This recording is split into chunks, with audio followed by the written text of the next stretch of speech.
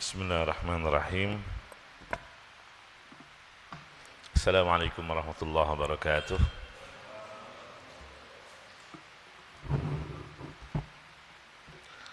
Innal hamdalillah nahmaduhu wa nasta'inuhu wa nastaghfiruh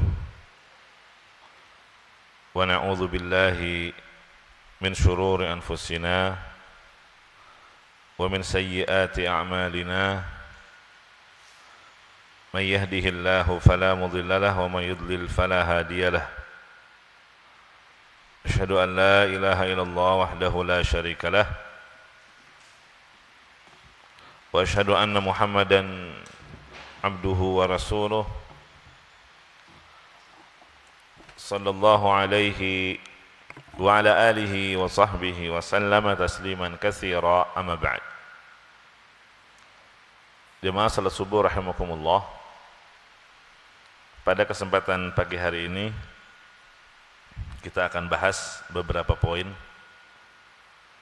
sebagai nasihat terkait dengan sikap kita dalam menghadapi wabah yang belum kunjung usai, terutama terkait dengan keimanan kita kepada takdir yang sebagian orang keliru di dalam memahaminya. Iya. Di antara bentuk kekeliruannya, dia menganggap tidak perlunya menjalani prokes di masjid. Enggak ada itu yang namanya sholat berjarak antar jamaah. Kalau di masjid yang dijalani ya protokol syariat, bukan protokol kesehatan.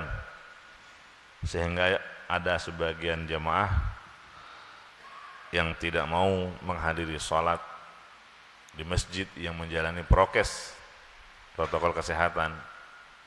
Iya, tetap sholat merapatkan saf, tidak mau mengenakan masker. Iya, ada juga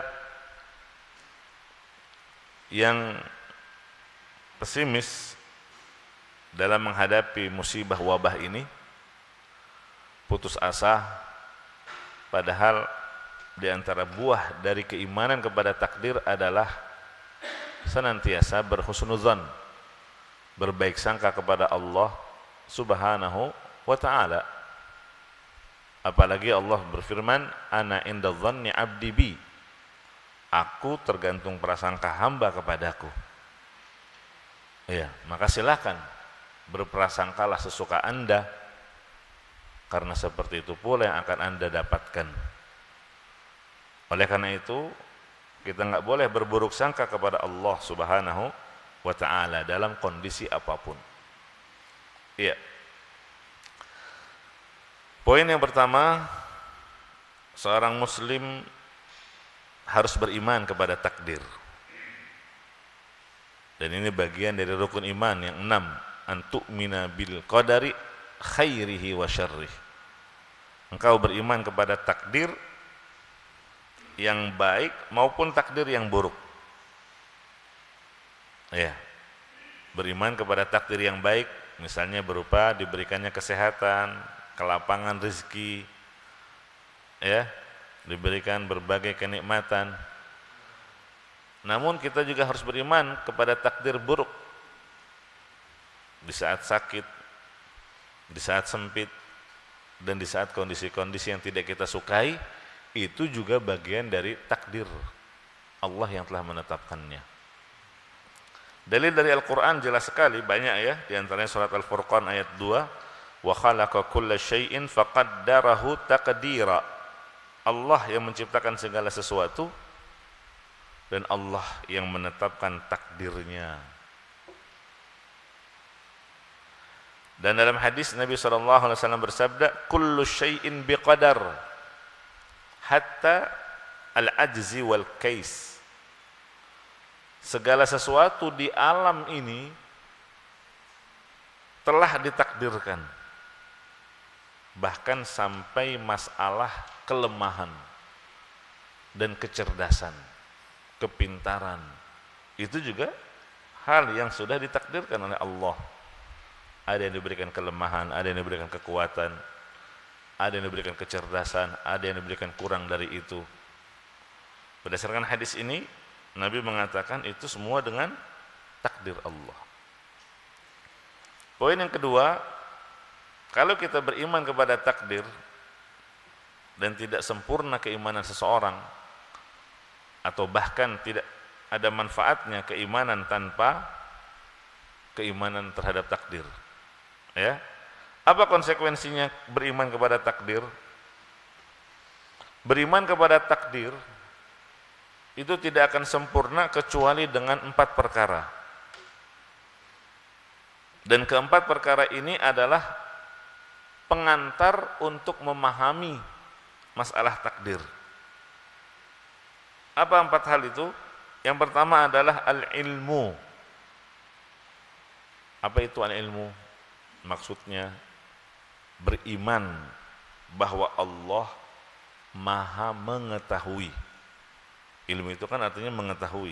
Berilmu artinya mengetahui sesuatu dengan pasti dan yakin, tanpa ada keraguan. Nah, ini yang pertama. Al-ilmu artinya beriman bahwa Allah Maha mengetahui, dan ilmunya Allah itu azali, ya, dari dulu dan abadi, tanpa berpermulaan dan tanpa berakhiran. Kalau kita kan tadinya nggak punya ilmu, terus belajar, akhirnya tahu ilmu. Tadinya nggak tahu, setelah diberitahu baru tahu. Dan sudah diberitahu, kadang lupa, hilang pengetahuan kita. Adapun Allah, ilmunya azali dan abadi. Ilmunya Allah mencakup seluruh yang telah terjadi, yang akan terjadi, yang kecil maupun yang besar, yang lahir maupun yang batin. Ilmunya Allah itu terkait dengan perbuatan-perbuatannya Allah maupun perbuatan-perbuatan makhluknya. Wallahu bikulli syai'in alim. Ini dalilnya surat Al-Baqarah ayat 282. Dalil konsekuensi keimanan kepada takdir adalah ilmu tadi. Ya. Barang siapa yang mengatakan bahwa Allah tidak mengetahui sesuatu kecuali setelah terjadinya, ini jelas ucapan yang batil dan sesat. Itu pendapat sekte Mu'tazilah dan yang semisalnya. Al-ilmu, mengetahui, maha mengetahui, itu adalah salah satu sifat Allah. Allah telah mengetahui segala sesuatu yang telah terjadi, yang akan terjadi, dan yang sedang terjadi. Kapan terjadi dan bagaimana hal itu terjadi. Mencakup itu semua. Gitu ya. Konsekuensi yang kedua, kalau beriman kepada takdir, kita meyakini al-kitabah. Apa itu al-kitabah? Beriman bahwa Allah Subhanahu wa taala telah menulis semua ketentuan takdir di Lauhul Mahfuz. Ini di surat Yasin ayat 12. Wa kulla syai'in ahsaynahu fi imamin mubin. Segala sesuatu kami kumpulkan dalam kitab induk yang nyata. Itulah Lauhul Mahfuz. Di surat Al-Hajj ayat 70. Alam ta'lam anna Allah ya'lamu ma fis sama'i wal ard. Apakah kamu tidak mengetahui bahwa sesungguhnya Allah itu maha mengetahui apa saja yang ada di langit dan yang ada di bumi? Inna dzalika fi kitab. Yang demikian itu semuanya terdapat dalam sebuah kitab, yaitu Lauhul Mahfuz. Inna dzalika 'ala Allahi yasir. Sesungguhnya yang demikian itu amat mudah bagi Allah. Ya. Ini konsekuensi keimanan kepada takdir yang kedua. Jadi segala sesuatu telah dicatat oleh Allah, semua ketentuan takdir telah dicatat di Lauhul Mahfuz. Bahkan kata Nabi SAW, kataballahu maqadiral khalaiq qabla an yakhluqas samawati wal arda bi 50 alf sanah. Allah telah menulis ketentuan seluruh takdir makhluknya. Sejak kapan? 50.000 tahun sebelum Allah menciptakan langit dan bumi. Ya. Termasuk adanya wabah corona ini. Termasuk siapa yang terpapar, siapa yang diselamatkan, semuanya sudah dicatat 50.000 tahun sebelum Allah menciptakan langit dan bumi. Ini hadis sahih riwayat Muslim. Itu namanya al-kitabah, meyakini bahwa segala sesuatu ketentuan takdir sudah dicatat di Lauhul Mahfuz. Konsekuensi yang ketiga, apa yang disebut dengan al-masyiah, yaitu beriman bahwa semua yang terjadi di alam semesta ini, semua kejadian itu atas kehendak Allah. Apakah yang berhubungan dengan perbuatannya ataupun yang berhubungan dengan perbuatan makhluknya. Tidak ada sesuatu pun yang terjadi atau yang tidak terjadi, apakah perkara besar maupun perkara kecil, lahir maupun batin, kejadian yang ada di langit maupun kejadian yang ada di bumi, melainkan semua itu terjadi dengan kehendak Allah. Allah menghendakinya. Allah berfirman, "Wa ma tasyaa'una illa an yasha'a Allahu rabbul alamin." Ini, kamu tidak dapat menghendaki kecuali apabila dikehendaki oleh Allah, Rabbul alamin. Ya. Dan yang keempat, konsekuensi keimanan kepada takdir, apa yang disebut dengan al-khalq, yaitu beriman bahwa segala makhluk yang ada, semuanya yang besar maupun yang kecil, yang nampak ataupun yang tidak, semuanya adalah makhluk ciptaan Allah. Allah yang menciptakannya, baik zatnya, sifatnya maupun gerakannya.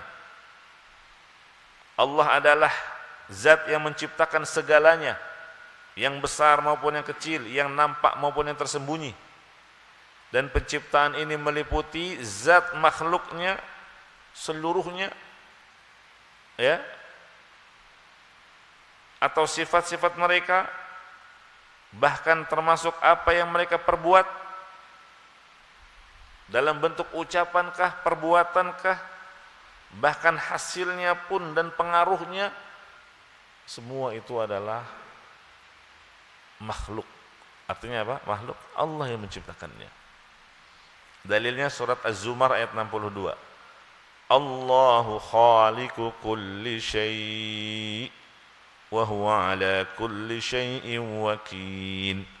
Allah adalah pencipta segala sesuatu dan Dia pula yang memelihara segala sesuatu itu. Ini 4. Ya, al-ilmu, al-kitabah, al-masyiah, al-khalq. Al-ilmu artinya kita meyakini segala sesuatu diketahui oleh Allah. Al-kitabah, semua ketentuan takdir sudah tertulis di Lauhul Mahfuz. Al-masyiah, segala semua yang terjadi atas kehendak Allah, tidak ada yang di luar kehendaknya.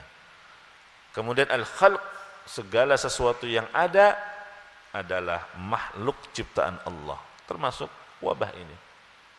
Nah, kalau kita sudah memahami 4 hal tersebut terkait dengan keimanan kepada takdir, bahkan konsekuensi keimanan kepada takdir adalah 4 hal tersebut, berarti virus corona yang saat ini menyebar sudah diketahui oleh Allah. Virus corona yang sudah menelan banyak korban berarti sudah tercatat di Lauhil Mahfuz. Virus corona ini menyebar juga atas kehendak Allah, tidak bisa lepas dari kehendaknya. sehingga tidak bisa menular dengan sendirinya. Ya, sebagaimana kata Nabi SAW, la adwa, tidak ada penyakit menular. Maksudnya apa? Menular dengan sendirinya, enggak ada itu. Ya, tapi terjadinya penularan itu atas kehendak dan izin Allah Azza wa Jalla. Ya, meskipun ada sebab untuk menyebar, ya, tidak akan bisa menular dengan sendirinya. Allah yang menentukannya. Dan ini terkadang kita dapati ada orang, ya, yang masya Allah nampak sehat, bugar, menjaga fisik, menjaga stamina, tapi ternyata terkena juga corona. Dan sebaliknya ada orang yang biasa-biasa saja dalam menjalani protokol kesehatan, betul dia patuh, dia taat, ya, tapi ternyata dia selamat. Nah, itulah takdir. Termasuk dalam hal kaitannya dengan ajal. Ada yang kelihatannya sehat-sehat saja, umur masih muda, bugar badannya, tiba-tiba kita mendengar berita akan wafatnya dia. Sebaliknya kita mendengar kabar bahwa si fulan sakit, berusia sudah tidak muda lagi, usia lanjut, tapi ternyata dia masih bisa hidup untuk beberapa waktu lamanya. Seperti itulah, ya, ketentuan Allah Subhanahu wa taala. Kemudian kalau kita sudah memahami 4 konsekuensi dari keimanan kepada takdir tadi, berarti virus corona ini makhluk yang diciptakan oleh Allah. Jadi nggak betul kalau ada yang bilang ini konspirasi, ini buatan barat, ini dan macam-macam. Ya, itu adalah makhluk, Allah yang menciptakannya. Apakah kamu meyakini ada selain Allah yang bisa menciptakan sesuatu yang sangat kecil, yang tidak bisa terlihat oleh kasat mata? Itu makhluk ciptaan Allah. Maka mintalah kepada Allah untuk mengangkatnya, sebagaimana Allah yang telah menurunkannya. Makanya di antara doa terkait dengan wabah ini, Allahumma rfa' ma anzalta, ya Allah, angkatlah apa yang telah Engkau turunkan. Karena apa? Kita meyakini ini adalah ciptaan Allah, dan Allah berkehendak untuk menghilangkan apa yang diciptakan kapanpun Dia mau. Nah, itulah jamaah azani Allah wa iyyakum, konsekuensi dari keimanan kita kepada takdir. Ya, ini poin yang kedua. Ya.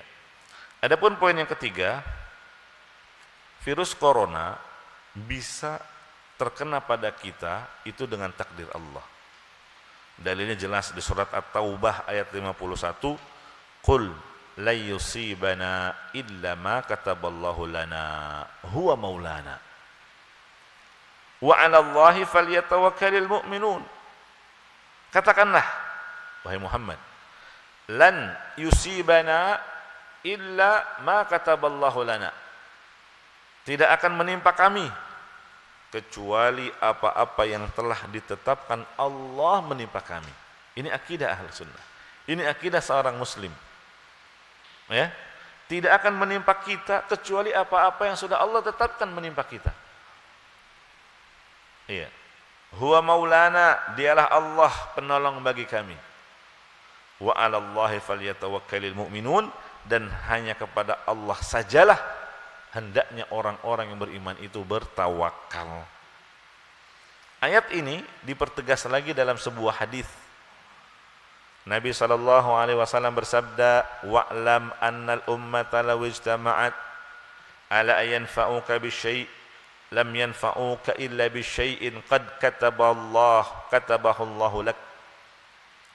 Ketahuilah, kata Rasulullah SAW, sesungguhnya seandainya semua orang bersatu padu untuk memberikan suatu manfaat kepadamu, apapun bentuk manfaatnya, kesehatankah, kekayaankah, jabatankah, mereka bersatu padu untuk kamulah yang mendapatkannya, kamulah yang memperolehnya.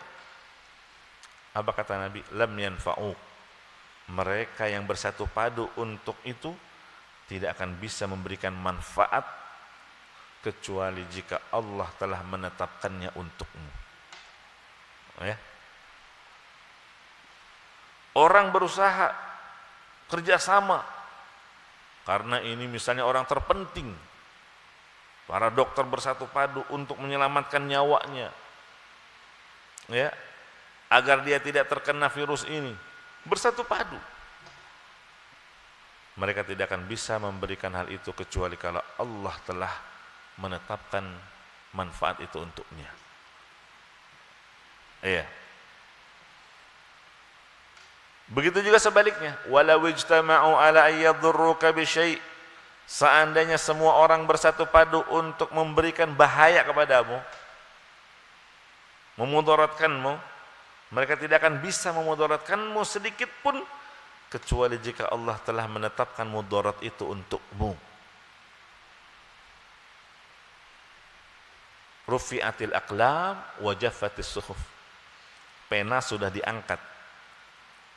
Pena catatan takdir sudah diangkat. Artinya tadi kata Nabi SAW, sejak 50.000 tahun sebelum Allah menciptakan langit dan bumi, udah selesai penulisan.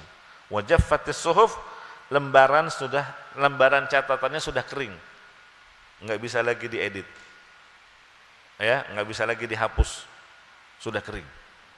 Itu yang dimaksud dalam hadis riwayat Tirmidzi. Jelas, ini poin yang ketiga. Virus corona bisa terkena pada kita, yakin itu dengan takdir Allah. Poin yang keempat, virus corona bisa mengenai kita kalau Allah berkehendak. Namun ingat, kita sendiri tidak mengetahui takdir. Ya kan? Itu rahasia Allah. Kita disuruh ikhtiar, sehingga kita harus lakukan sebab-sebab untuk selamat dari tertularnya virus corona ini. Makanya digandengkan dalam ayat tadi, wa 'alallahi falyatawakkalul mu'minun. Setelah Allah kabarkan tidak akan menimpa kami kecuali apa-apa yang telah ditetapkan oleh Allah, apa di akhir ayat? Hendaknya orang beriman itu bertawakal hanya kepada Allah. Kita disuruh tawakal. Tapi tawakal itu bukan berarti pasrah dengan catatan takdir, ya, atau seperti pemahaman sebagian orang, ngapain pakai masker segala. Dari dulu yang namanya batuk, pilek, flu itu udah ada kok, ya, cuman namanya aja ganti ini corona. Kalau memang nularin, ya biar, nggak mungkin kan nularin kecuali dengan izin Allah dan kehendaknya, gitu. Jangan takut dengan corona sehingga kita harus berdiam di rumah, sehingga kita harus menjaga jarak dalam salat berjamaah. Ya, kan ada ucapan-ucapan semacam ini, ya, dengan alasan apa? Tawakal kepada Allah. Padahal jamaah rahimakumullah, hakikat tawakal itu apa sih? Hakikat tawakal itu ada 3 rukunnya tawakal. Yang pertama, bersandarnya hati kita hanya kepada Allah, sehingga kita menyerahkan semuanya kepada Allah. Bersandar hati ini hanya kepada Allah. Dalilnya surat Ghafir ayat 44. Wa ufawwidhu amri ilallah. Ini dalil poin yang pertama. Tawakal, rukun yang pertama, menyerahkan semuanya kepada Allah Azza wa Jalla. Artinya bersandarnya hati kita hanya kepada Allah. Ya.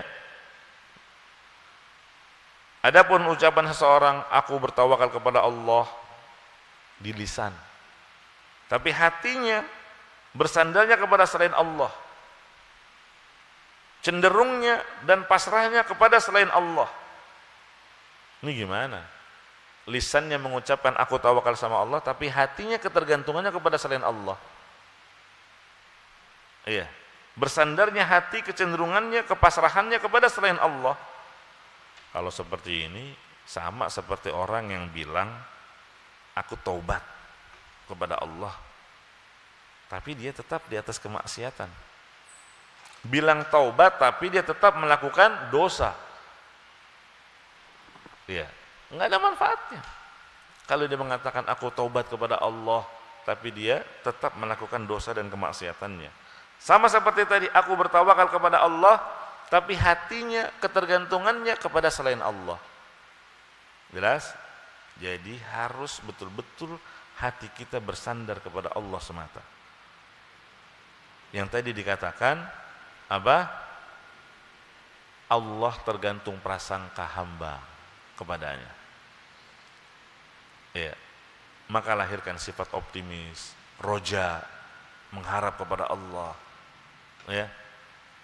Dan ibadah itu sebetulnya yang paling bernilai di sisi Allah itu ibadah batin. Bukan ibadah badan, bukan ibadah fisik. Iya, banyak dalil akan hal ini. Yang membuat sesuatu istimewa di hadapan Allah adalah yang dilihat batin kita. Ketundukannya hati kita, bersandarnya hati kita, rasa takutnya kita, rasa harapnya kita. Begitu seterusnya. Ya. Makanya kata para ulama, perbaikilah batinmu. Lebih fokuslah untuk memperbaiki hatimu, kalbumu. Ya. Ini rukun tawakal yang pertama, bersandarnya hati kita hanya kepada Allah semata. Rukun yang kedua, melakukan sebab-sebab ikhtiar, tentu yang dibolehkan oleh syariat. Bukan berarti pasrah. Dalil dari Al-Qur'an, surat Maryam ayat 25. Wa huzzi ilaiki bijid'in nakhlati tusaqit 'alaiki rutban janiyya. Ini kisah tentang Maryam dalam kondisi hamil besar, menjauh dari masyarakat, ya, karena dikucilkan, karena dituduh berzina, dan anak yang dikandung adalah anak hasil zina. Dia menjauh, kelaparan dia, sampai lelah dia bersandar di bawah pohon kurma, berteduh, lapar, dan dia lihat di atas itu kurma-kurma yang matang, masak. Dia menginginkan kurma-kurma itu. Tapi apa perintah Allah? Maryam sudah tawakal. Allah memerintahkan kepada Maryam ada usaha, ada ikhtiar. Apa kata Allah? Goyanglah pangkal pohon kurma itu. Niscaya akan berjatuhan ke hadapanmu kurma-kurma yang masak. Apakah Allah nggak mampu menjatuhkan kurma itu jatuh dengan sendirinya ke hadapan Maryam? Sangat mampu. Bukankah ketika Maryam di mihrab tiba-tiba dia dapati makanan tanpa diketahui siapa yang mengantarkannya? Allah mampu untuk itu kalau Allah berkehendak. Tapi di sini Allah menyuruh Maryam untuk menggoyang pangkal pohon kurma. Padahal kurma itu kan besar. Kita aja yang laki-laki belum tentu kuat. Ini perempuan, hamil pula. Hamil tua juga. Kondisi lemah. Karena yang Allah inginkan adalah ada ikhtiar darimu. Ada usaha. Itu dalil dari Al-Quran. Adapun dalil dari hadis, ada orang yang bertanya kepada Rasulullah, "Ya Rasulullah, aqiluha wa atawakkal au utlikuha." Jadi dia bawa unta, untanya unta kebanggaan nih, kendaraan lah. Ya, kendaraan istimewa di zaman dulu itu unta. Karena bisa buat jarak jauh, safar. Kalau kuda biasanya untuk jarak dekat dan kecepatannya yang didahulukan. Kalau keledai itu buat bawa barang. Nah, dia bertanya, "Ya Rasulullah, apakah aku harus mengikat untaku kemudian bertawakal atau kelepaskan saja, enggak usah diikat, yang penting saya tawakal?" Ya.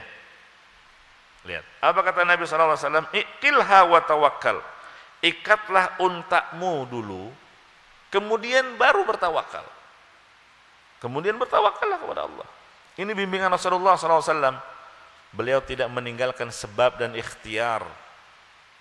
Dalam hal ini apa? Mengikat unta supaya tidak pergi, supaya tidak diambil orang. Sama seperti kendaraan kita sekarang. Kuncilah. Kalau perlu pasang alarm, kasih pengaman tambahan. Setelah itu bertawakallah kepada Allah. Ini menunjukkan apa? Nabi mengajarkan kepada kita ada ikhtiar, ada usaha, ada upaya. Kalau kita ingin selamat dari sesuatu yang kita tidak inginkan. Jelas? Nah, Dan rukun yang ketiga dari rukun tawakal, tidak melihat kepada ikhtiar dan sebab ketika kita telah meraih keberhasilan.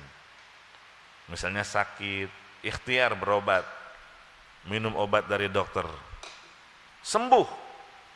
Jangan mengatakan aku sembuh karena minum obat ini. Kalau bukan obat ini saya nggak bakalan sembuh. Ya. Oh, saya sembuh karena bagus itu dokternya itu. Oh ya, dokter-dokter yang lain saya sudah upayakan, nggak ada yang cocok. Saya kalau sakit berobat ke dia sembuh. Ini orang nggak tawakal. Ya, hakikat tawakal kalau dia katakan, alhamdulillah Allah yang memberikan kesembuhan kepadaku. Obat ini hanyalah perantara. Berapa banyak orang sakit tanpa berobat sembuh. Dan berapa banyak orang yang sakit sudah berbagai obat dia konsumsi tak kunjung sembuh juga. Ini kan menunjukkan apa? Semua itu di bawah kekuasaan Allah. Iya. Jadi kalau sudah berhasil kesembuhan dia dapatkan, ini atas izin Allah, kehendak Allah. Allah yang menyembuhkanku. Begitu. Ya, inilah 3 rukun. Betul-betul siapa yang terpenuhi ketiganya, barulah dia dikatakan bertawakal kepada Allah dengan sebenar-benar tawakal. Yang dijanjikan wa may yatawakkal 'alallah fahuwa hasbuh. Barang siapa yang betul-betul merealisasikan tawakal, Allah lah sebagai pencukupnya. Allah akan mencukupinya dari segala sesuatu. Iya. Ini yang dapat kita bahas. Sudah 30 menit lebih sedikit. Silakan kalau ada hal yang ingin ditanyakan ya terkait materi atau yang lainnya, falyatafaddal mashkura. Barakallahu fikum. Terima kasih Ustaz. Insyaallah telah banyak menginspirasi kami jamaah untuk kuliah singkat tadi. Kami persilahkan bagi yang ada pertanyaan. Mungkin saya ada pertanyaan sedikit tentang syaf. Sholat itu ada fatwa dari ulama Saudi Arabia. Mungkin apakah dalam hal ini dibolehkan, pertamanya yaitu dibolehkan renggang gitu. Dan fatwa yang paling terakhir itu yaitu dibolehkan renggang, yang sebelumnya itu. Dan ada beberapa mungkin polemik ya di beberapa radio saya dengar itu ada harus rapat. Nah itulah yang sehingga saat ini jamaah kami mungkin separuh ya ataupun bahkan 30%-an dari seperti biasanya. Terima kasih Ustaz. Mungkin yang lain bisa ada pertanyaan. Iya. Baik, saya jawab dulu. Jamaah rahimakumullah, tadi kita sudah jelaskan bahwa di antara bentuk tawakal adalah ikhtiar. Ya, apa ikhtiar kita? Menjalani protokol kesehatan yang telah ditetapkan oleh pemerintah. Ya tentu melalui kajian dan penelitian yang mereka tetapkan dari ahlinya. Dan menjalani protokol kesehatan yang ditetapkan pemerintah itu hukumnya wajib. Dalam rangka apa? Ketaatan kita kepada Allah. Karena Allah yang menyuruh ati Allah wa ati'ur rasul wa ulil amri minkum. Di sini digandengkan perintah taat kepada ulil amri dengan ketaatan kepada Allah dan Rasulnya. Jadi niatkanlah ketaatan Anda terhadap prokes yang ditetapkan ulil amri sebagai bentuk ketaatan Anda terhadap perintah Allah yang ada di ayat tadi. Allah yang menyuruh kita wa ta'awanu 'alal birri wat taqwa, tolong menolonglah, bekerja samalah dalam hal kebaikan dan ketakwaan. Apakah menjalani prokes ini bukan hal yang baik? Jelas. Jadi ini dalam rangka ta'awun, tolong menolong, bekerja sama. Al-mu'minu lil mu'mini kal bunyan yashuddu ba'dhum ba'dha. Seorang mukmin atas mukmin yang lain itu bagaikan satu bangunan. Satu bagian dengan yang lain itu saling mengokohkan. Kalau kita nggak bekerja sama seperti ini, mau sampai kapan akan berakhirnya wabah ini? Gitu kan? Nah, Kemudian jemaah rahimani wa rahimakumullah,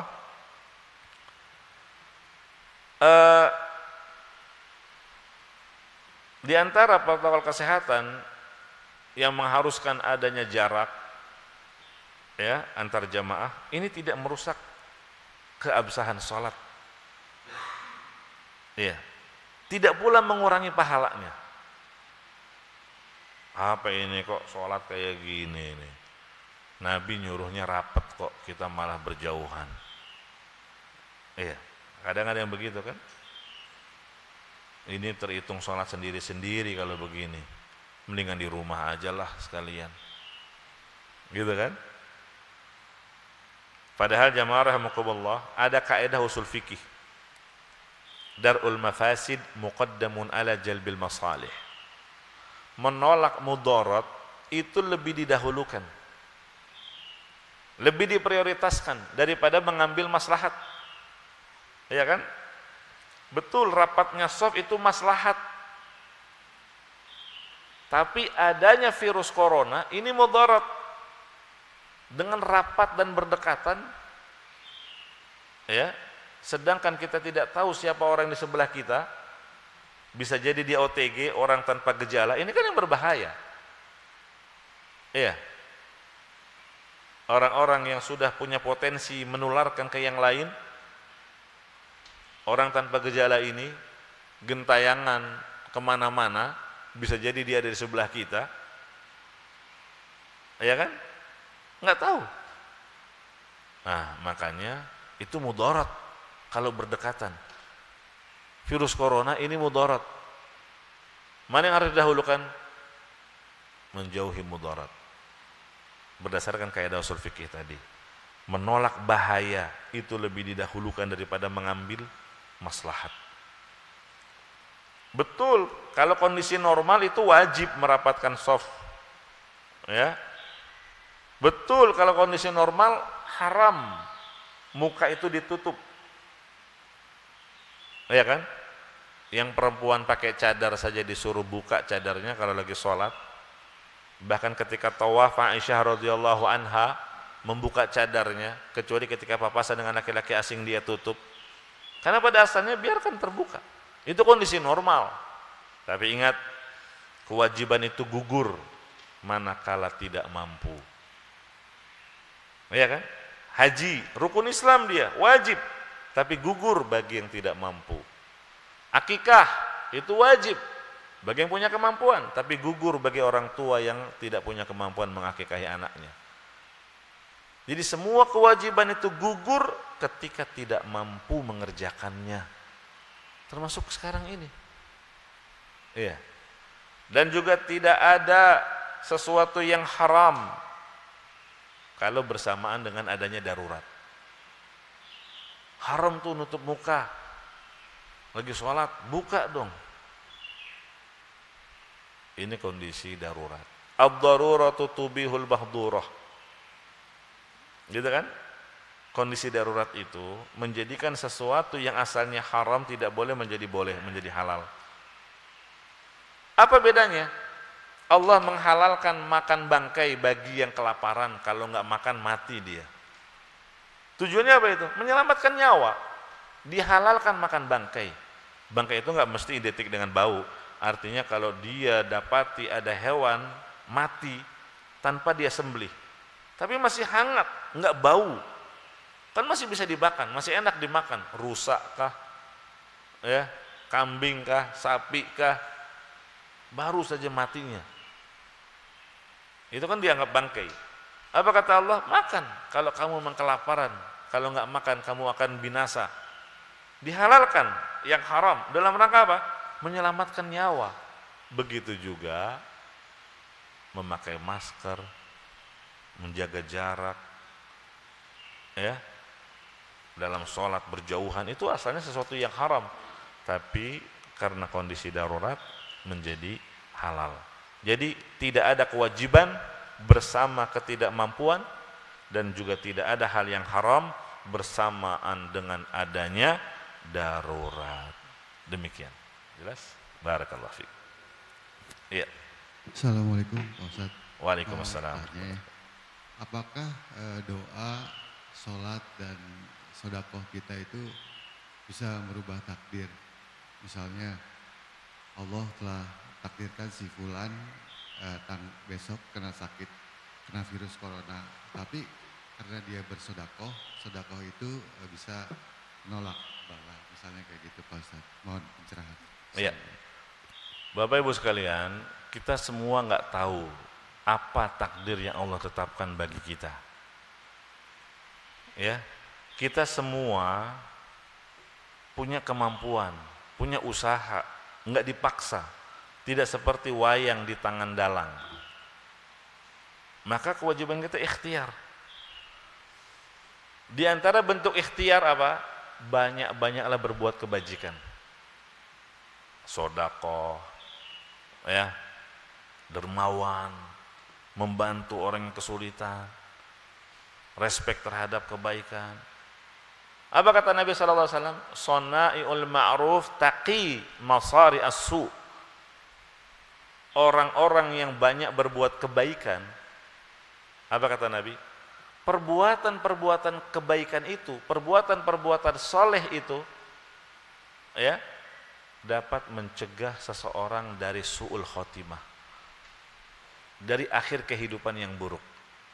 Kan kita pengen matinya husnul khotimah, sampai berdoa Allahumma rzuqni bihusnil khotimah. Ya Allah, anugerahkan kepadaku husnul khotimah.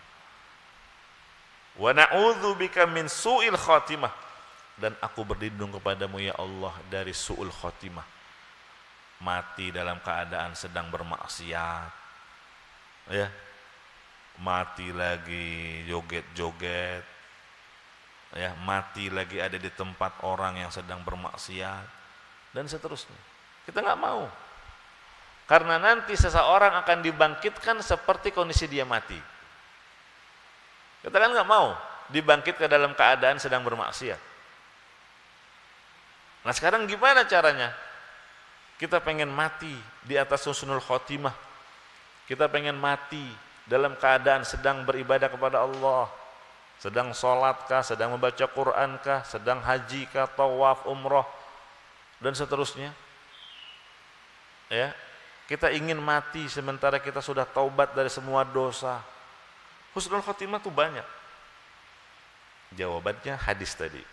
Sonna'iul ma'ruf taqi masari as-su. Banyak-banyaklah berbuat kebajikan. Apakah terkait dengan hak sesama hamba, ya, ataukah terkait dengan kewajiban kita terhadap Allah Subhanahu wa taala. Ya seperti tadi, salat, sedekah, doa, ya, macam-macam kebaikan. Dia semangat melakukannya, dia bersegera. Makanya Bapak, Ibu-ibu, kalau terbuka pintu kebaikan untuk Anda, segeralah masuk sebelum pintu kebaikan itu tertutup.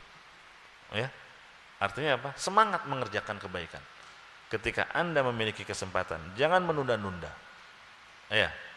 Termasuk sedekah, ya, dan seterusnya. Menolong sesama makhluk. Ingatkan hadis pezina, wanita yang berzina, bagaimana dia mendapatkan ampunan atas dosa-dosa zinanya. Bahkan Nabi katakan dia masuk surga karena perbuatannya yang menolong seekor anjing. Iya, ada anjing kehausan, ya, lalu dia tolong, dikasih minum. Bukan kayak kita ngasih minumnya tinggal buka keran. Dia harus masuk ke dalam sumur. Sumurnya nggak pakai timba. Iya, dia turun ke sumur sampai menggunakan tangan dan kakinya. Lalu pakai apa ngambil airnya? Sepatu bootnya dia copot untuk mengambil air, lalu digigit di mulut, naik ke atas, dikasih minum itu anjing. Iya. Apa yang mendorong wanita seperti ini? Karena isi hatinya dia kepada Allah luar biasa, keikhlasannya. Itu yang tadi kita bilang, ya, amalan batin itu luar biasa istimewanya di hadapan Allah. Dan nggak semua orang yang nolong anjing mendapatkan keutamaan seperti ini. Karena apa? Nggak semua orang yang nolong anjing hatinya sama seperti wanita tersebut. Iya kan? Apa hal yang menunjukkan keikhlasan? Pertama, dia menolong anjing di saat enggak ada satupun orang yang melihat. Ya, di tengah padang pasir. Mungkin kita kadang termotivasi mau nolong orang ketika di keramaian. Ya kan? Ini enggak ada yang lihat, tapi dia yakin Allah Maha melihatnya. Allah Maha mengetahui perbuatan dia. Dan dia berharap agar Allah Subhanahu wa taala mengampuni dosa-dosanya zina selama ini. Pengen taubat dia. Terus yang kedua, di antara hal yang menunjukkan keikhlasannya apa? Dia enggak mengharapkan upah dari yang dia tolong. Apa yang diharapkan dari seekor anjing? Nah, kita kan kadang termotivasi mau nolong orang kalau dapat imbalan. Itu mobil kayaknya butuh bantuan tuh. Mobil apa? Mercy. Ayo. Wah, semangat nolong. Pasti orang kaya nih yang punya. Kalau berhasil kita dapat imbalan. Nah, karena apa? Imbalan. Perempuan ini apa yang diharapkan imbalan dari seekor anjing? Iya. Yang ketiga, di antara hal yang menunjukkan keikhlasannya apa?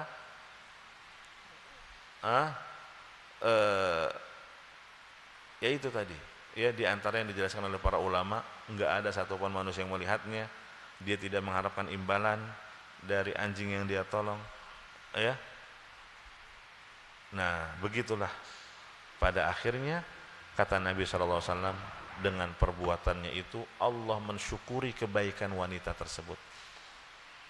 Ya, Allah kan di antara namanya Asy-Syakur, Maha mensyukuri kebaikan yang dilakukan oleh hambanya. Iya. Sehingga dia diampuni dosa-dosanya dan dimasukkan ke dalam surga. Ini namanya apa nih? Husnul khotimah. Dikenal dia banyak berbuat zina, ya, tapi di akhir kehidupannya meraih husnul khotimah. Karena apa? Kebaikan yang dia lakukan. Dan itu enggak mungkin hanya karena spontanitas, tapi karena kebiasaannya dia memang suka membantu, suka menolong. Ya, nah kebetulan saja Nabi menyebutkan di hadis itu tentang kebiasaan menolongnya itu terrealisasi ketika melihat anjing. Ya. Satu lagi ketika dia turun ke sumur itu kan membahayakan nyawanya, tapi dia nggak pedulikan. Iya, dia betul-betul hati-hati. Padahal kalau dia terpreset, jatuh dia ke dalam sumur, bisa saja nyawanya hilang, tenggelam, nggak bisa naik lagi ke atas. Iya kan? Tapi dia yakin Allah Subhanahu wa taala akan membantunya dan menolongnya. Dan berhasil. Dia mengambil air dan dia berikan minum anjing itu sampai kenyang itu anjing. Ya. Nah, jadi begitu, Pak. Ya, yang penting bagi kita ikhtiar, usaha, lakukan banyak kebaikan. Semoga kita mendapatkan seperti yang Nabi janjikan, sana'il ma'ruf taqi masari as-su. Orang-orang yang banyak berbuat baik akan terhindar dari kematian yang buruk. Ya, masih ada satu lagi itu. Boleh? Oh, ada lagi. Mungkin terakhir ya, ini ya. Satu. Oh ya, silakan Pak. Waalaikumsalam warahmatullahi wabarakatuh. Saya Agustin Pak, dari RT 3. Jazakallah khair katsira. Oh iya. Al-Mukarram Pak Ustadz atas pencerahannya yang sangat bermanfaat. 3 tahun yang lalu ada diskusi di Bogor dengan seorang Ustadz Pak, berkenaan dengan tawakal tadi. Konon yang penting dalam hidup ini duit Pak. Tapi nanti dulu, duit itu doa, usaha, iman, dan takwa. Kalau belum berhasil, doa, usaha, ikhlas, dan tawakal. Mohon pencerahan, mohon maaf. Wabillahi taufik wal hidayah. Assalamualaikum warahmatullahi wabarakatuh. Waalaikumsalam warahmatullahi wabarakatuh. Iya, itu termasuk metode untuk memudahkan seseorang dan sebagai metode untuk menarik perhatian. Iya kan? Di saat perhatian manusia terhadap duit, maka dialihkan. Duit itu yang dimaksud ya itu tadi. Ya, doa, usaha, apalagi iman dan takwa. Kalau belum berhasil, doa, usaha, ikhlas dan tawakal. Berarti kalimat terakhirnya iman dan takwa Ikhlas dan tawakal. Sebetulnya itu sinonim saja. Ya kan? Ikhlas dan takwa itu bagian dari iman dan tawakal. Ya. Jadi saling berkaitan. Saling berkaitan, tidak bisa dipisahkan satu dengan lainnya. Jadi silakan I dan T-nya itu mau diartikan ikhlas dan tawakal atau iman dan takwa. Karena konsekuensi keimanan dan ketakwaan harus ikhlas. Gitu kan? Ikhlas itu apa sih? Murni, tertuju hanya untuk Allah. Seperti tadi tuh perempuan, ikhlas dia. Karena Allah dia menolong anjing. Ya. Wa ma umiru illa liya'budullaha mukhlishina lahuddin. Ya. Jadi kita tidak diperintah untuk ibadah kecuali kalau ikhlas. Seakan-akan apa? Percuma ibadah kalau kamu nggak ikhlas. Dan ikhlas itu bagian dari wujud ketakwaan. Karena definisi takwa adalah menjalankan perintah Allah berdasarkan ilmu karena mengharapkan balasan surganya. Bersamaan itu menjauhi larangan Allah juga berdasarkan ilmu, tahu itu yang diharamkan, tahu itu yang dilarang karena takut akan siksa dan azabnya. Begitu, Pak. Dan ikhlas itu bagian dari realisasi takwa. Demikian juga dengan tawakal, itu bagian dari realisasi takwa. Karena takwa adalah menjalankan perintah Allah. Allah menyuruh kita ikhlas, Allah menyuruh kita tawakal. Kalau saya lebih cenderung kepada iman dan takwa, karena itu lebih umum. Sedangkan ikhlas dan tawakal itu lebih khusus. Kalimat lebih umum itu lebih baik daripada yang sifatnya lebih khusus. Apalagi penggunaan istilah tadi. Demikian. Barakallahu fiik.